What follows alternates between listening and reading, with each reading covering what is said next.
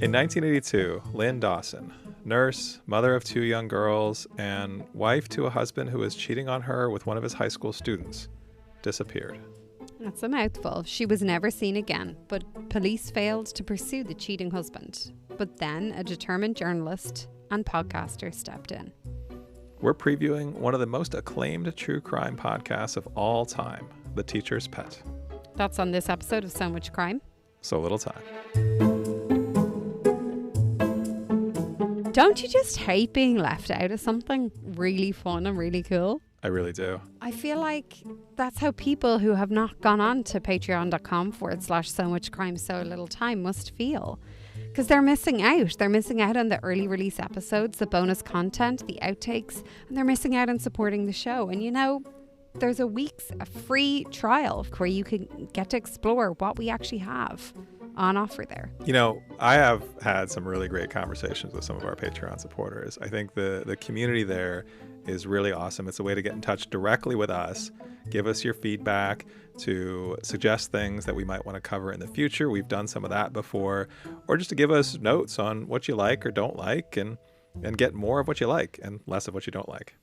And agree, disagree, start an argument with us. We love arguing. It's great fun. That's patreon.com/so much crime, so little time. Thank you. Welcome to So Much Crime, So Little Time. I'm Jeff. And I'm Dee. And in this episode, we'll introduce you to The Teacher's Pet, a podcast from The Australian. Not familiar with The Teacher's Pet? You're in the right place. In this episode, we're just going to introduce you to the podcast and cover parts of the very first episode. There will be no spoilers for what's to come. You'll also find a link to The Teacher's Pet in our show notes. In our next episode, we'll discuss the whole series. But right now, we just want to decide if this is a crime that's worth your time. Let's go to the time machine. All right, Dee. Let's jump at the time machine. This crime happened on January 8th, 1982. So before we get to the serious stuff about this crime, let's do something a little lighter and jump in that time machine. Are you ready, Jeff? I have a song for you. This song was, I know you're not ready. You're never ready for the songs. It was on top of the charts at the start of 1982 in Ireland. It spent 3 weeks there. It was kicked off by Buck Fizz's The Land of Make-Believe. Wait, sorry. What was that last part?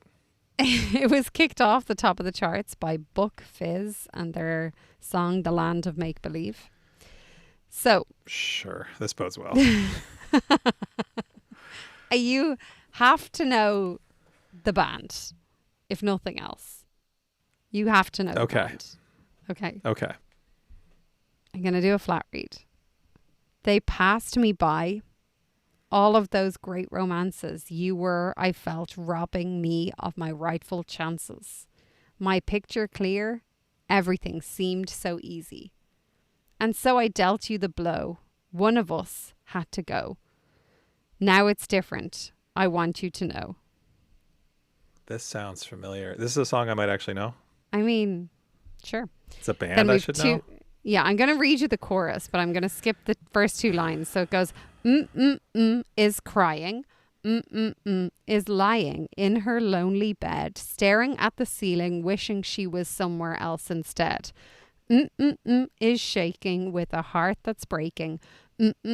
Is lonely, is only waiting for a call, sorry for herself, feeling stupid, feeling small, wishing she had never left at all.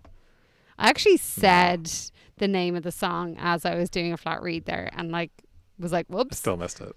You still missed it. No it's idea. ABBA's One of Us. Oh, I don't know a single ABBA song. What? How? They're not. I don't know. There's no part I don't know if of this their... is for me anymore. Wow, that's ending the show. Yeah. On that note. And then next week, So Much Crime, So Little Time. I know that Mamma Mia movie is got their music in it. Did you not see that? It's great. No. I barely went to Wicked. Why am I going to see? You had rave reviews about Wicked. Sure, but I'm not going to go see Mamma Mia. I will never watch that movie. All right. I have a quick movie thing for you. So first of all, The movies that came out in January of 1982 in America are all terrible and long forgotten. So I just want to mention real quickly that the number one grossing movie that came out that month was a movie called Vice Squad that I have never heard of. And the one sentence plot summary is: a Los Angeles businesswoman turned prostitute named Princess, who is enlisted by the LAPD to help apprehend a homicidal and misogynistic pimp.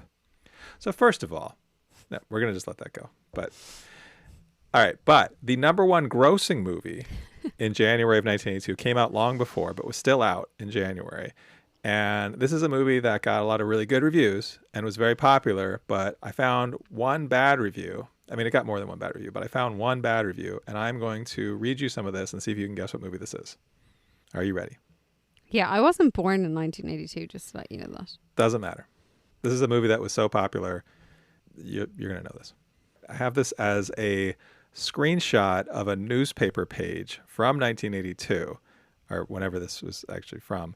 And so I have to make sure I don't say the name of the movie. As if to point the old picture-making moral about too much money chasing too few ideas, this movie comes thunderously and pifflingly forward as an example of what Hollywood does to men whose talent seems at first naturally cinematic. They have to go in for blockbusters. The director obliges and meets his Waterloo with his epic, which only occasionally displays his gift for hinting at the sinister properties of things outside our experience, yet within our range of fear. His apocalyptic tendencies, though exciting enough in Jaws and Close Encounters, find here no concentration for our imagination. In a stunt-filled fantasy about an invincible American Superman who finds himself trying to beat the pre-war Nazis in a race to possess what? The Ark of the Covenant, no less? Is this Indiana Jones? This is Indiana Jones. Yeah. Which one is it? Is the It's Ark of Raiders the of- Covenant? Raiders of the Lost Ark. What's funny about this, so first of all, I'm disappointed that it took you so long. Really? How was I supposed to get that? The next line is, so the Ark of the Covenant, something which Hitler believes would make him also invincible. And then it says, the thing sought could have been the Holy Grail, which would end up being the third Indiana Jones movie. Almost like, I feel like I know Steven Spielberg was reading his bad reviews, and he was or like, George Lucas. And so maybe like, you know what? Yeah, we're gonna do Holy Grail. Let's just go for the Holy Grail. Why not? So anyway, all right. That is our time machine for 1982. Dee, what's this? What's the story with Teacher's Pet? The podcast was released in 2018 by The Australian. The host is Hedley Thomas. There were originally 14 episodes, but a couple more were actually released later, with an added 2 bonus episodes in the feed as well after that.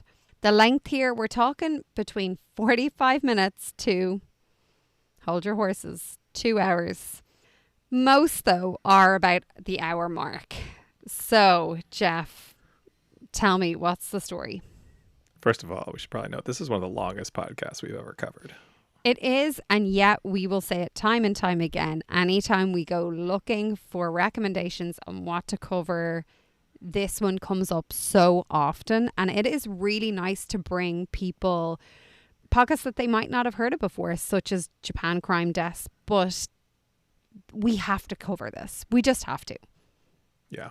Okay. So we're just talking about the first episode here. So in the first episode, we're in Australia.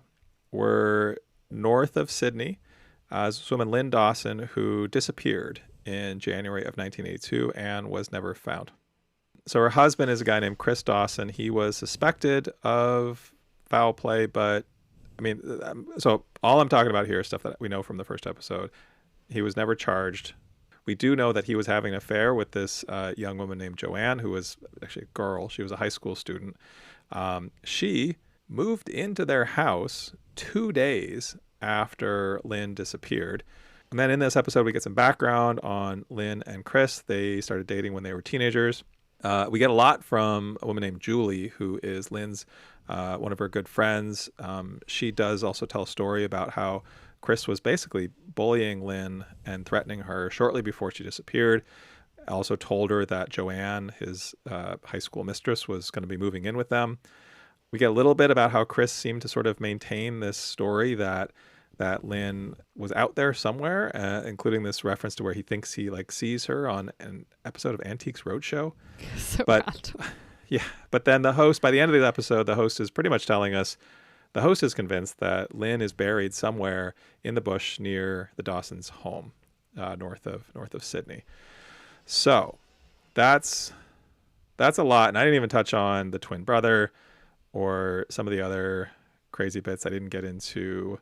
Well, there's a lot more. There's also these two little girls. So Lyn and Chris's daughters were 2 and 4 when Lyn disappeared.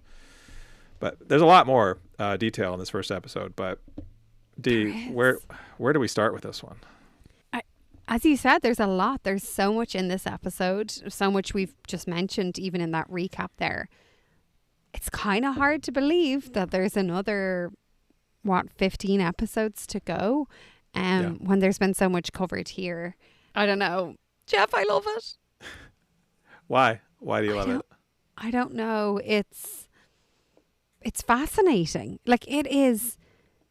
It's wild. There's not one victim in it. There are multiple victims. If you talk about Lyn Dawson, obviously her daughters. Sure.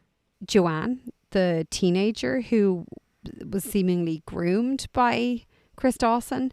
Yeah. Chris Dawson and his brother, who seemingly did this to quite a few teenagers, where they'd bring them home and offer them up babysitting for money. And I didn't mention this. They're both so they're twins that became PE teachers after being, I think, rugby players. Yeah. And were you tripped up by the rugby league and rugby union? You're like, I don't know, it's just rugby. Didn't follow that. But but they both became PE teachers, and both apparently they had seemingly a very, how would you describe their relationship, the brothers? Connected. Very connected. And they both were kind basically of very grooming. In step. Yeah, and both grooming high school girls Allegedly. Allegedly. Yes, allegedly. I don't know. Like I'm here for this. I'm curious to see where this goes. It does confuse me a little bit how there is going to be so much more to this when it seems so obvious from the start that, like, the host all but says, oh, Chris definitely did this. It's just a matter of catching him. But I mean, this was 1982. This podcast came out, 30, 40 years later. And I mean, for decades, apparently there was no resolution to this crime. So it's a cold case. How is this going to be so much content? Where's this going to go? I don't know. I got your reservation. I think that's been the reservation for us to dive into this, is because there is so much content to cover. And our job here isn't to tell you the story and to summarize it. Our job here is to tell you our feelings and our thoughts on like what we liked, what we disliked about a podcast, so that you can decide if it is worth your time. I feel like we're in good hands here. I don't think there would be 16 episodes on this if there wasn't 16 episodes worth of content. Because that first episode, so much is discussed, but it was all so, well, I found it very interesting. There's definitely a few questions I have about different things that cropped up, but I found it very interesting. I feel like I'm trusting the podcast host. I'm trusting the series. I'm trusting that this is going to be, it's going to stand up to the rave reviews that we have seen about it. I have a feeling. When we talked about The Clearing, yes, a couple weeks ago, one of the things that I think we talked about was that the storytelling was maybe, it jumped around a lot. Mm-hmm. And it covered a lot of people and a lot of places in time. And this first episode of Teacher's Pet, also a lot of people. Like, I went back and I listened to this the second time where I was taking notes. First time I just kind of listened to it while I was driving. And then the second time I listened to it and I took some notes. And I was like, okay, there are a lot of people mentioned. We jump around a fair amount in time, and this is just in one episode. And so I think I am apprehensive that this is going to be hard to follow, but I'm also like, people, this is so highly recommended and so highly regarded that I'm presuming, I agree with you. It feels like we're in good hands. It feels like the host knows what he's doing, has done his homework, is an experience. Like we've talked in the past also about how there's a difference when you've got an investigative journalist, someone who is like a serious journalist, and they do their reporting and they present a story in a way that ultimately becomes very followable. And I presume this will become easier to follow the deeper we get into it. This first episode definitely like was a little overwhelming to me. It just was like, on the surface, it seemed like such a simple story, but he was just kind of throwing people at us left and right, and bits of story, and Lyn's family members and her friend, and talking about Chris and talking about his brother, and then talking about like their old coach when they played rugby. And like it was a lot at the start. But I say fair. That to still say, like, I do feel like this is a strong host. It's well put together, and I'm intrigued to keep going. But, would you be intrigued after episode 1 to keep going if it was not on our books to do it? Like if you didn't basically have to? No. And I don't think I would if it wasn't one that I keep seeing pop up as one of like the most highly regarded ones. Like if this didn't have any type of reputation. Well, I suggested this a long time ago and you said no because of the length of it. I did. And I'm still apprehensive about that. But I also think like, and some of this takes me back to some of the other long ones. Like I think one of the other long ones we listened to was West Cork, which was a lot and went a lot of places and was unsatisfying in the end. And I'm hoping that this one's going to be satisfying in the end. I'm optimistic that it will be, but man, it's a long way to go to have a story that doesn't come to a resolution. Yeah, I do agree. I think a 2-hour episode is a lot. I wouldn't advocate for it usually, but I know some people really enjoy that. And again, we go back to this being something that people keep saying is so worth it. So I don't know. I do know what you mean about it jumping around a bit. I have a question about that because you did bring up Lyn's family, and I was wondering whether episode 1 is usually heavily focused on the victim, and I have mentioned there is numerous victims in this story. I wonder, did you feel like it brought in Chris Dawson too much for like a first episode, or is it just laying that foundation, laying the groundwork? Like you cannot tell the story, you cannot hook the listener without telling them what type of man he is.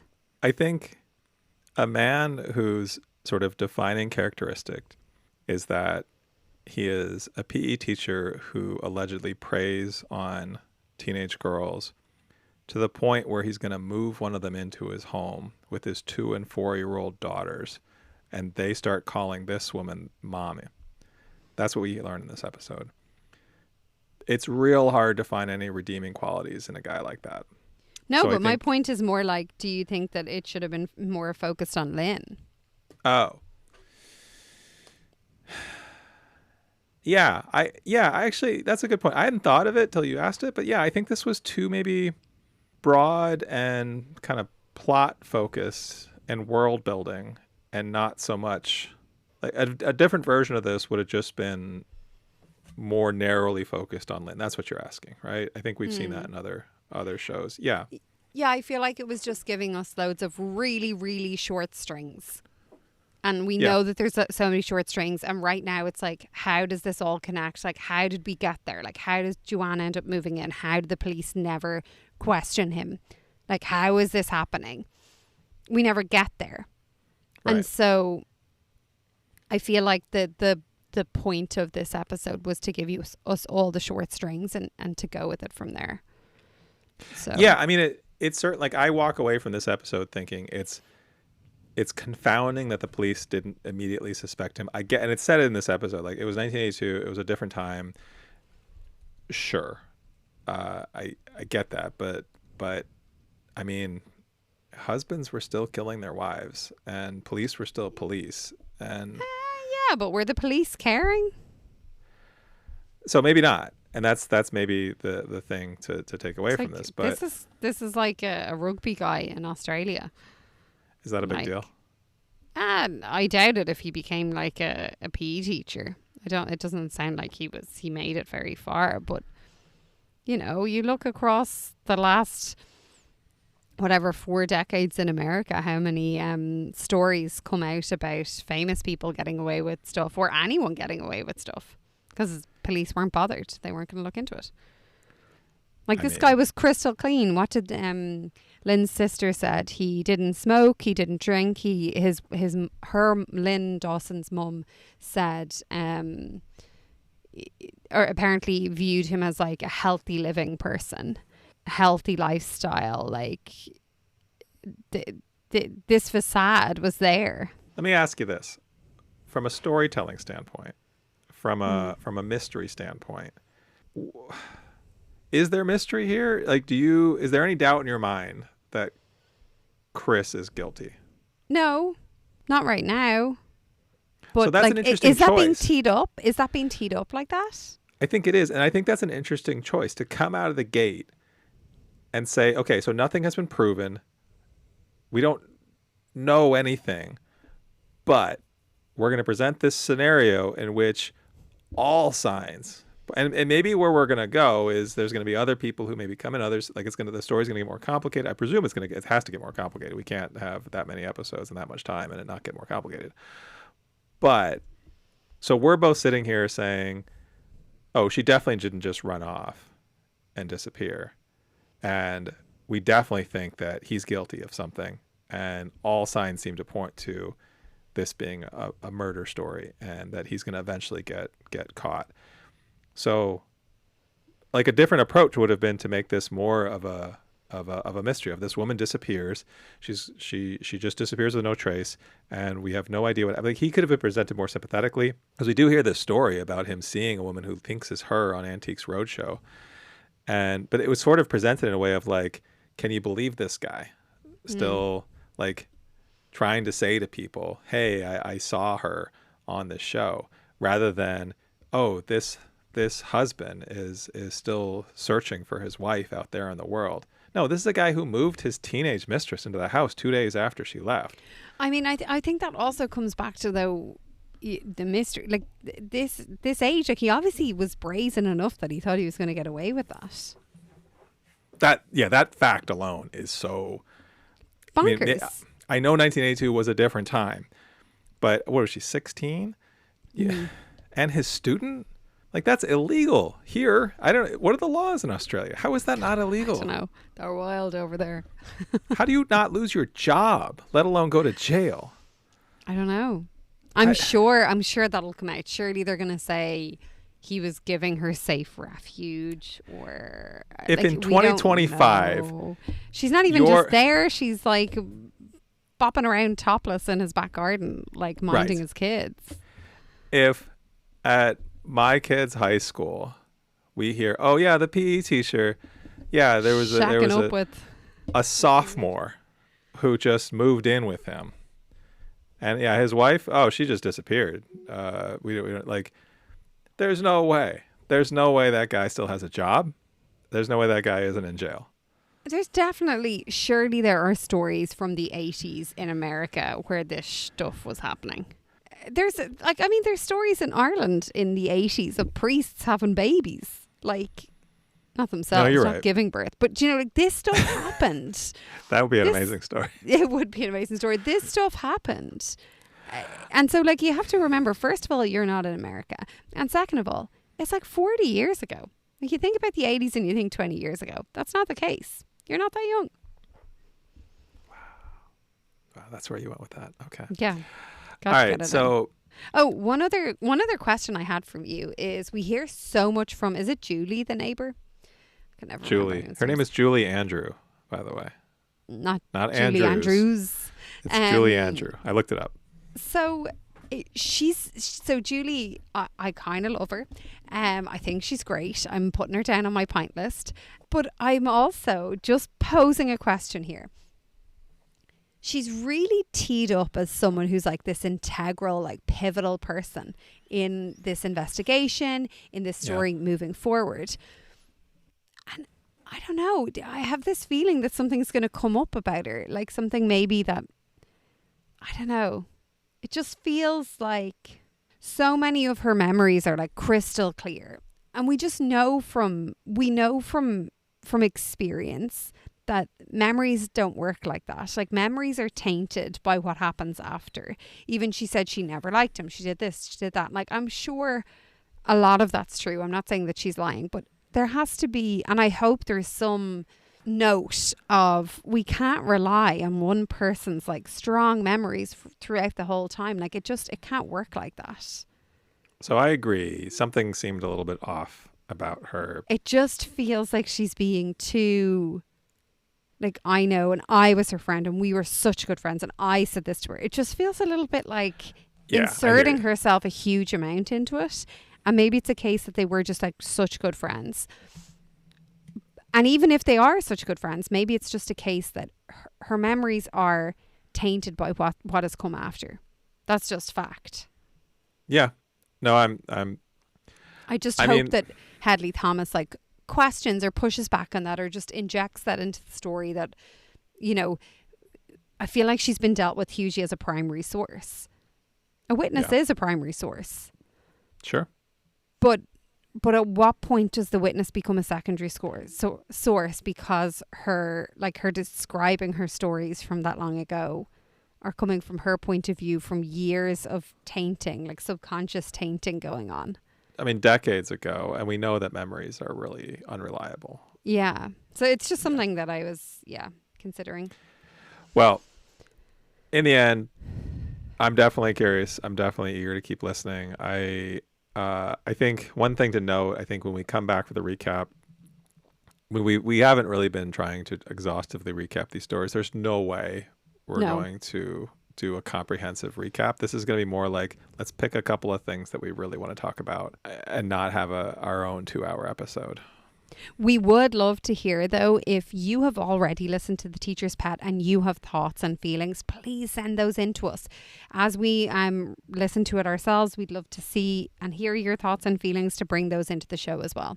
We know this is a very popular true crime podcast, so yeah, get your voices heard, get your opinions heard, and let's see how much arguing we can do. Fight. Can't wait for the fight. Before we go, just a reminder, if you're sitting there and you like listening to us and you wish you could talk to more people about how much they love listening to us, the best way to do that is to tell them about us. Go tell your friends, anyone you see, random people you see on the street, on the train, on the bus, on the plane, whatever form of transportation you take, boat, spacecraft, unicycle. Well, there's only one on a unicycle. There's only one. I know, but you're passing people. Sure. Shout it out as you pass them. So much crime. That won't be at all weird. And then get out your phone, go on your computer, leave us a comment. Apple, Spotify, wherever you are. That really helps other people find the show. It's hard to understate how important that is. And so we really appreciate it. Leave us a rating, write us a little review, say what you like. It can only be a couple words, but we really appreciate it. Thank you for doing that. It really helps get the word out. Thank you. Next time, we're going to discuss a lot of The Teacher's Pet. What happened when our host, Hedley Thomas, kept pursuing this cold case? And did this podcast lead to justice for Lyn Dawson? That's on the next So Much Crime, So Little Time. So Much Crime, So Little Time is a production of MimeGov Media. The executive producer is Paxton Calariso. Our associate producer is Blythe Ty. Theme music was composed by Vyacheslav Starostin. If you haven't done it yet, please subscribe to this show in your podcast app. Don't forget to give us a 5-star rating and a review. Even better, tell your friends. To join the discussion, look for us on social media. Check out the show notes for all the links. Thanks for listening.